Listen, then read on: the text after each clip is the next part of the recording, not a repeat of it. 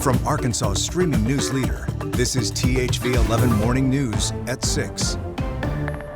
Good morning, and thank you for being with us on THV 11, streaming on your TV with THV 11 Plus. I'm Karen Fuller. I'm Hayden Balgavy. Let's send it over to meteorologist Tracy Bean joining us with the first check of your forecast as we kick off your week. Hey, Tracy. Yeah, good morning. We are starting out a little muggy. I'm naming it, fancy, Muggy Monday. Really went hard for that one, didn't I? It's 73 out there right now. We'll see a little bit of sunshine as the kids are heading to the bus stop, but we're going to see cloud cover throughout the day, and we could see some spotty storms and showers later this afternoon. Most of us will remain dry, but the possibility, of course, is there. So I want to make you aware a little patchy fog this morning isn't reducing visibility too much. We're going to start to see that sunrise a little before 7 a.m. Again, seeing that get later and later in that sunset around at 7:13.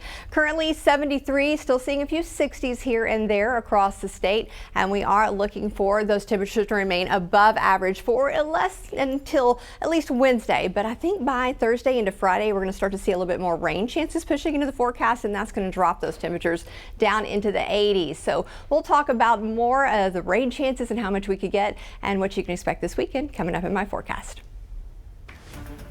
All right, Tracy, thank you. We start this morning with the very latest details in a shooting at the North Little Rock and Benton football game on Friday night. Police say it happened just after 8 o'clock, but they are still working to learn where the bullet came from. Detectives are reviewing surveillance video and interviewing witnesses. Right now, we do know the victim is a Benton parent. He was treated for non-life-threatening injuries and is now out of the hospital. Moving forward, officers will step up security at the rest of this season's home games. Fans and players were naturally shaken, and as the investigation moves forward, THV 11's Carter Thweet spoke with people who were there when it happened. We're excited to get our first win of the season. All we were just thinking about is football, football, football, football. For senior tight end Merrick Rourke and junior right guard Jimmy Morales, Friday's game against North Little Rock couldn't have started better. Coming off a loss to Bryant, the team was up big at halftime, playing like they knew they could, says senior wide receiver Will Carter. We had a good week leading up to it at practice, and we just felt confident in each other. But at halftime, everything changed. It's still being investigated whether the shot that struck a Benton fan originated inside or outside the stadium. But that didn't change much for Merrick's mother, Julie. We just heard someone behind us say someone's been shot, and we turned around and just instinctively, I guess, got up and started moving toward the exit. But Julie says she didn't want to leave her son or the other players who had been in the locker room hallway underneath the bleachers hearing from Coach. We're playing a good game. We need to keep our intensity up. And then the corner of my eye, through the fence, I see lights and sirens, police cars driving by.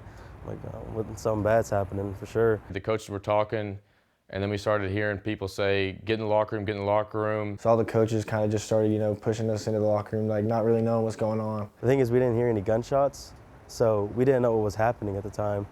And when we got in the locker room, other people came in the locker room with us too, like cheerleaders, they were crying. After a few minutes, coaches were able to explain what had happened. We're just kids trying to have fun, doing the sport we love.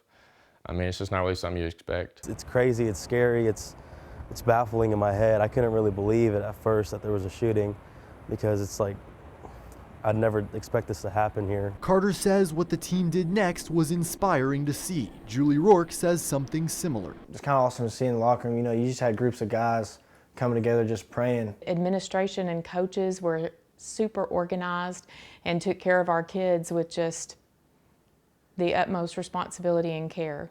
And I'm so thankful for that as a parent. In North Little Rock, Carter Thweet, THV 11 News. As for the game, it goes down as a win for Benton, who was leading 24-7 when the game was canceled. Meanwhile, North Little Rock Superintendent Gregory Paluski releasing a statement on Friday's shooting. He says starting today, the district is sending out its mobile crisis team to support both students and staff. That team includes school counselors and mental health therapists. Paluski also says the district's Safety Services Department will meet this week to look at strengths and areas that need to be improved. Safety at high school football games is already a concern despite the season only just beginning. Now, the Little Rock School District is putting into place new rules. Students on the home team have to show a school ID at the gate. Visiting students must come with an adult 21 or older, and no one gets in after halftime. Parents also have to buy tickets before 4 o'clock on game day. And for many families, they say that's been the biggest adjustment. I think it's understandable why they put it in place. A lot of things have been going on lately at the football games, unfortunately, and then with safety all around, I can understand the security measures that they're taking, so I'm for it. Other parents say the tighter rules make sense and will help keep the focus on the game. They need to be changed. Had to tighten it up. I mean, things have changed and there's been some issues over the years. I think the administration is doing their best to try to control and make it a safe place and get people back out here. And I think it's good to have some changes in those rules. And a reminder, LRSD has a clear bag policy, so plan ahead to avoid being turned away at the gate. This morning, investigators are still working to learn the motive behind last week's shooting that killed conservative personality Charlie Kirk during a debate at Utah Valley University. The suspect is already in custody and could face a first court appearance as early as tomorrow. CBS News' Bradley Blackburn has the very latest on the investigation and Kirk's funeral plans. Authorities are sharing new details about the suspect charged with killing conservative activist Charlie Kirk last week. The Utah County Sheriff says 22-year-old Tyler Robinson is being closely watched in a special housing unit. He does come from a conservative family, but his ideology was very different than his family. On multiple Sunday news shows, Utah Governor Spencer Cox said Robinson is not cooperating, though his friends and relatives are. The roommate was a romantic partner, a male transitioning to female. This partner has been incredibly cooperative, had no idea that this was happening. The governor added that at this time, it is not clear if the roommate's identity is relevant to the case. According to a police affidavit, the roommate showed investigators Discord messages that the suspect sent mentioning a rifle wrapped in a towel left in the bushes and bullet casings with anti-fascist inscriptions, all similar to evidence authorities say they've collected. The affidavit also says a family member told police that the suspect had mentioned that Kirk would be in Utah ahead of last week's event. Whose broad stripes? Vigils honoring Kirk were held around the country yesterday, including at the Kennedy Center in Washington, D.C. Charlie Kirk did so much in his short life. Kirk's public memorial service is scheduled for Sunday at State Farm Stadium in Glendale, Arizona. We lost a great person. President Trump says he plans to attend. Bradley Blackburn, CBS News, New York. As mentioned, people across the country are holding vigils to honor Charlie Kirk, including right here in Arkansas. One gathering at the state capitol Saturday was filled with music and prayer. Organizer Alyssa Brown says she wanted to bring the community together and pray for everyone touched by this tragedy. Another vigil followed Sunday in Saline County.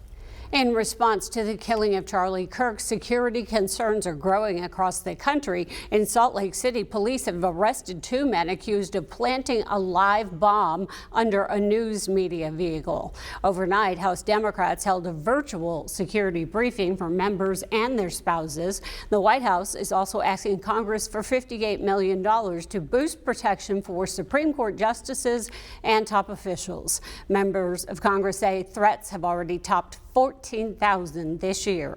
Speaker Mike Johnson says lawmakers are rethinking their own security. Well, I've been talking with a lot of them over the last few days about that and trying to calm the nerves, to assure them that we will make certain that everyone has the level of security that's necessary. And Arizona Senator Mark Kelly, you may recall his wife, former Congresswoman Gabby Giffords, survived a shooting more than a decade ago, says the country must find a way to pull back from this division. President Trump is planning to send the National Guard to another major city, announcing Friday on Fox News that troops will be heading to Memphis, a city he calls deeply troubled. However, he still wants to deploy Guard members to Chicago, but Democratic leaders there have threatened legal action to block it. Memphis police report overall crime is at a 25-year low, yet Tennessee's Republican governor says he's working with the Trump administration to craft a strategic plan to address crime in the city. This week, the Federal Reserve is expected to lower interest rates, the first cut since December. Now, the move comes as the cost of living rises and the job market tightens. A University of Michigan survey shows consumer sentiment fell nearly 5% this month and is down 21% from last year. Matthew Lazzetti, chief U.S. economist at Deutsche Bank, says he expects the Fed to cut rates by 3/4 points this month and again in October and December. Time now to check in with meteorologist Tracy Bean and the forecast to help you plan your Monday. Well, it's a little muggy out there, so certainly a t-shirt and shorts type of day. We are going to see a bit of cloud cover throughout the day, still looking for that high in the low 90s. And this afternoon, we could see a few little isolated pop-up showers or storms again in the peak heat of the afternoon and then in the evening as well. We won't receive a lot of rain, but again, any rain is good rain at this point. Dropping down into the 80s by 6 p.m. and count it 7 days away from official fall, September 22nd, 1 week away, and I am ready for those temperatures, but will they follow? We'll have to see and talk more about that in my forecast.